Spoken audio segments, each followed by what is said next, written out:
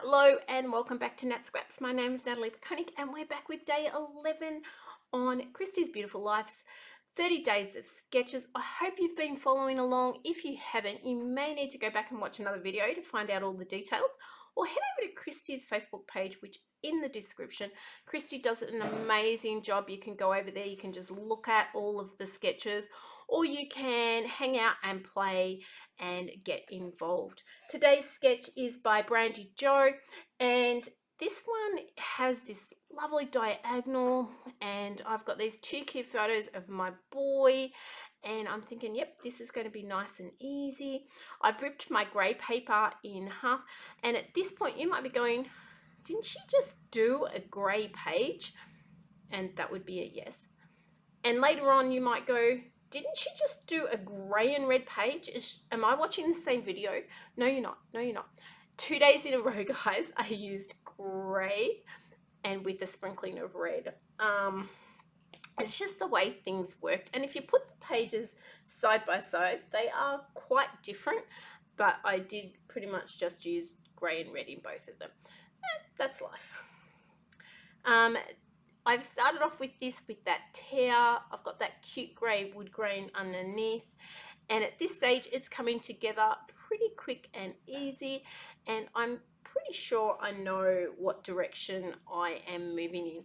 The biggest thing I had with this was deciding whether these photos were going to go on a lean like in the sketch, or put them on straight, because I really didn't know which way I wanted. And there'll be a bit of a moment here where you'll see me and I'll move them and I'll twist them around a bit and then put them straight and on an angle and then straight again. And I really played with that for quite a while. The next thing I do in this is I create a title for this page, and I quite often have a really hard time with titles because they can be quite repetitive. But to me, this is just when my little boy was starting to get up and move and crawl around, and it's at that stage where they're not quite up and at 'em, but they get everywhere. You leave something within an area they can get to, they will get to it. So that's what I did choose for my title, was Explorer. In a moment I am going to pop off to Cricut Machine and I am going to create that title. This was a zip strip that had been sitting left over from that wood grain paper. I just split that in half and popped that on the top and the bottom. It was left on the bench and I thought, oh, I think I can use that up. When I've done this title, I have used sticker paper on both the letters that I'm putting on now and on the red cardstock I used for the outline. So that makes it a lot easier to stick those titles together. And even though I come back in a moment with my static away pillow and take the stick off the back of that, if I had wanted to just put it where, you know, wherever, I could have just stuck it straight down. I did decide to use some foam tape on this and pop that up a little bit.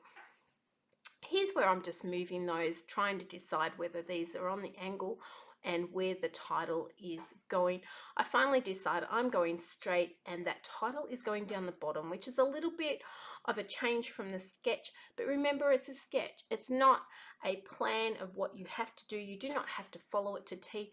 Take what you like and use it and go with that. They're here for inspiration. They're not here to dictate exactly how you make your page. I'm adding a little red tag up the top. I'm going to change that a little bit later on.